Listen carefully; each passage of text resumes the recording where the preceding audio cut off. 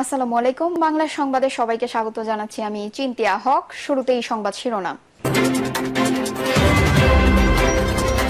আওয়ামী লীগ রাজনৈতিক দলে পরিণত হতে পারেনি বলছেন অ্যানি।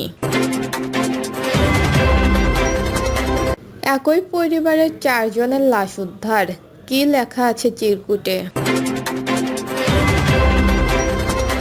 জানাবো শেখ হাসিনা না পালালে আমাদের কবর রচনা হতো বলছেন হান্নান মাসুদ। এবং সর্বশেষ জানাবো পাইকারি বাজারে 200 টাকা ছাড়ালো কাঁচামরিচ। শুনছিলেন সংবাদ শিরোনাম, এবারে বিস্তারিত। আওয়ামী লীগ রাজনৈতিক দলে পরিণত হতে পারেনি বলছেন অ্যানি। বিএনপির যুগ্ম মহাসচিব শহীদউদ্দিন চৌধুরী অ্যানি বলেছেন, স্বাধীনতার পর থেকে আওয়ামী লীগ রাজনৈতিক দলে পরিণত হতে পারেনি। শেখ হাসিনা জনগণের বন্ধু হতে পারেনি, গণশত্রু এবং জনশত্রুতে পরিণত হয়েছে। গত 17 বছরের অত্যাচার নির্যাতনের আন্দোলন সবশেষে জুলাই আন্দোলন 5 আগস্টে গিয়ে শেষ হয়। শেখ হাসিনা পালিয়ে যেতে বাধ্য হয়। আওয়ামী লীগ গত 17 বছর বর্বর যুগের অধ্যায় তৈরি করেছে। তারা যখন বলে চূড়ান্ত ক্ষমতা দরকার, গণতন্ত্রের অগ্রাধিকার নয়, উন্নয়নের অগ্রাধিকার কেন? কারণ তখন দুর্নীতি করা যাবে। ফ্যাসিস্ট তারা একটি কর্তৃত্ববাদী শাসন, একটি স্বৈরাচারী মনোভাব নিয়ে আওয়ামী লীগ অরাজনৈতিক ফ্যাসিস্ট দলে পরিণত হয়েছে। শহীদউদ্দিন চৌধুরী অ্যানি বলেন, গত 17 বছর মা বোনেরা পর্যন্ত নির্যাতিত হয়েছে। হাসিনা কাউকে ছাড় দেয়নি, কারণ দেশ শাসন, দেশের প্রতি তার ভালোবাসা, দেশের মানুষের প্রতি দরদ, এটা কখনো চিন্তা করেনি হাসিনা। হাসিনা বাংলাদেশে এসেছে তার পিতা হত্যার প্রতিশোধ নেওয়ার জন্য। এটা সাধারণ মানুষের সব সময় মুখে বলাবলি ছিল। তিনি আরো বলেন, মানুষের মনে তারা দাগ কাটতে পারেনি। মানুষের হৃদয়ে আওয়ামী লীগ ছিল না, মানুষের হৃদয়ে শেখ হাসিনা ছিল না, মানুষের হৃদয়ে শেখ মুজিব ছিল না, শেখ মুজিবের পরিবার ছিল না। ফ্যাসিস্ট বর্বর কায়দায় জুলুম নির্যাতনের জঙ্গলি শাসনের মধ্যে দিয়ে তারা দেশকে পরিচালিত করেছিল স্বাধীনতার পর থেকে। একই পরিবারের 4 জনের লাশ উদ্ধার, কি লেখা আছে চিরকুটে? রাজশাহীতে একই পরিবারের 4 জনের লাশ উদ্ধার করা হয়েছে শুক্রবার দুপুরে জেলার পবা উপজেলার পারবেরা ইউনিয়নের বামনশিকর গ্রাম থেকে তাদের লাশ উদ্ধার করা হয়। মৃতরা হলেন মিনারুল ইসলাম, তার স্ত্রী মনিরা খাতুন, ছেলে মাহিম এবং মেয়ে মিথিলা। এই ঘটনায় নিকট আত্মীয়দের আজাহারিতে এলাকায় শোকের ছায়া নেমে এসেছে। মতিহার থানা পুলিশ লাশ উদ্ধার করে নিয়ে গেছে।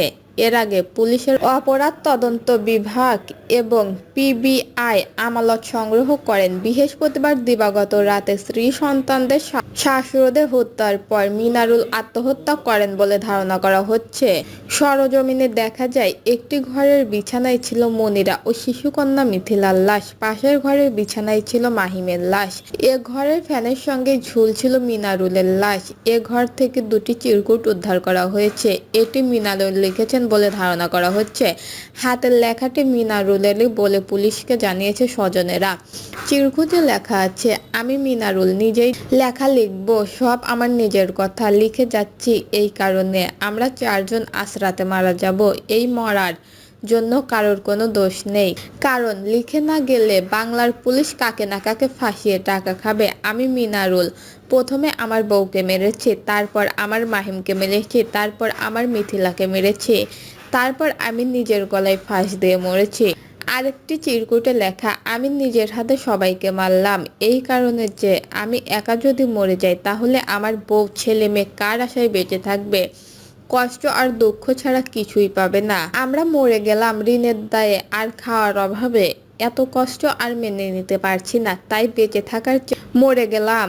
রাতে মিনারুলের স্ত্রী মনিরা তার মেয়েকে নিয়ে এক ঘরে ঘুমিয়েছিলেন, আর 8ম শ্রেণীতে পড়ুয়া ছেলে ঘুমিয়েছিলেন পাশের ঘরে। রাত 11টার দিকে মিনারুল বাড়ি ফেলেন। ততক্ষণে একই বাড়িতে মিনারুলের বড় ভাই রুহুল ও তার স্ত্রী দিল্লুবা এবং মেয়ে হিমুকে নিয়ে আলাদা ঘরে ঘুমিয়ে যায়। আর বাড়ির উঠানে ঘুমিয়ে পড়েন মিনারুলের বাবা রুস্তম আলী এবং মা আঞ্জুরা বেগম। রাতে বাড়িতে এমন ঘটনা ঘটেছে তা কেউই টের পায়নি। সকাল 8টার দিকে আঞ্জুরা মিনারুলের নাম ধরে ডেকেই যাচ্ছিলেন। সাড়া না পেয়ে রুস্তম আলী ঘরের টিনের ওপর থেকে ভেতরে তাকিয়ে দেখেন ঘরে মিনারুলের লাশ ঝুলছে। পরে 2 ঘরের দরজা কেটে ভেতরে ঢুকলে 4 জনের লাশ পাওয়া যায়। এরপর খবর পেয়ে পুলিশ আসে। স্থানীয় ইউনিয়ন পরিষদের চেয়ারম্যান সাইদ আলী মুর্শেদ জানান, 2 দিন আগে মিনারুল তার কাছে গিয়েছিলেন, বলেছিলেন তার ঘরে চাল নেই। তিনি 2000 টাকা বের করে দিয়েছিলেন চাল কেনার জন্য। চেয়ারম্যান জানান, মিনারুল আগে থেকেই ঋণগ্রস্ত। বছর 3 আগে তারা এটা নিয়ে বসেছিলেন। তার বাবাকে অনুরোধ করিয়ে 5 কাঠা জমি বিক্রি করে 5 লাখ টাকা ঋণ পরিশোধ করান, কিন্তু পরে আবার কিস্তি নিয়েছিলেন মিনারুল। এলাকার লোকজন জানেন মিনারুল জুয়া খেলতেন, এ কারণে দেনায় ফেঁসে যেতেন। সকালে খবর পেয়ে যান মহানগর পুলিশের কমিশনার মোহাম্মদ আবু সুফিয়ান। তিনি সাংবাদিকদের বলেন, স্ত্রী এবং মেয়েকে শ্বাসরোধ করে হত্যা করা হয়েছে বলে আমাদের কাছে প্রাথমিকভাবে মনে হয়েছে। ছেলেকেও শ্বাসরোধ করে হত্যার মতো মনে হচ্ছে। মিনারুল আত্মহত্যা করেছেন বলে মনে হচ্ছে। আরও তদন্তের পর আমরা প্রকৃত কারণটা জানতে পারব। তিনি বলেন, লাশগুলো ময়না তদন্তের জন্য রাজশাহী মেডিকেল কলেজের মর্গে পাঠানো হয়। কিভাবে তাদের মৃত্যু হয়েছে সেটা ময়না তদন্তের পরপরই নিশ্চিত করে বলা যাবে। আর জুয়ার বিষয়গুলো এখনো আমরা নিশ্চিত না। মিনারুলের এই রকম অভ্যাস ছিল কিনা সেটা আমরা জানি না। আত্মীয় স্বজনেরা পুলিশকে বলেছেন, চিরকুটে লেখাটা মিনারুলেরই। সেখানে আর্থিক সমস্যার কথা উঠে এসেছে। আমরা বিষয়টি তদন্ত করব। শেখ হাসিনা না পালালে আমাদের কবর রচনা হতো, বলছেন হান্নান মাসুদ। জাতীয় নাগরিক পার্টির সিনিয়র যুগ্ম মুখ্য সমন্বয়ক আব্দুল হান্নান মাসুদ বলেছেন, শেখ হাসিনা না পালালে আমাদের কবর রচনা হতো। গণঅভ্যুত্থান সফল হয়েছে বলেই আমি আজ আপনাদের সামনে এসে কথা বলতে পারছি। আপনাদের কাছে কখনো ভোট চাইতে আসব না, কখনো বলবো না আপনারা আমাকে ভোট দেন। আপনারা যদি আমার থেকে যোগ্য কাউকে প্রার্থী হিসাবে পান তবে তাকে সবাই ভোট দিয়ে জয়যুক্ত করবেন, এটাতে আমার কোনো আপত্তি নেই। তিনি বলেন, আমি চাইব অবহেলিত এই হাতিয়া দ্বীপের উন্নয়ন হোক। যিনি হাতিয়া দ্বীপের উন্নয়ন করতে পারবেন আপনারা তাকেই ভোট দিয়ে জয়যুক্ত করবেন। নিজেদের মধ্যে অভ্যন্তরীণ দ্বন্দ্বে না জড়ানোর জন্য উপস্থিত সবার প্রতি আহ্বান জানিয়ে তিনি বলেন, আপনারা সবাই আমার কাছে ওয়াদা করবেন, নিজেরা নিজেদের মধ্যে কেউ হানাহানি মারামারি করবেন না। বিএনপি, জামায়াত কিংবা এনসিপি যে দল করুক না কেন, আমরা যদি নিজেরা নিজেদের মধ্যে মারামারি করি, অরাজকতা সৃষ্টি করি, তাহলে সারা দেশের মানুষ আমাদের খারাপ ভাববে। দর্শক, এই ছিল এখনকার সর্বশেষ নিউজটি ভালো লাগলে একটি লাইক দিন, কমেন্টে আপনার মতামত জানান এবং আমাদের পাশে থাকার জন্য বেল বাটনটি অন করে রাখুন। ধন্যবাদ।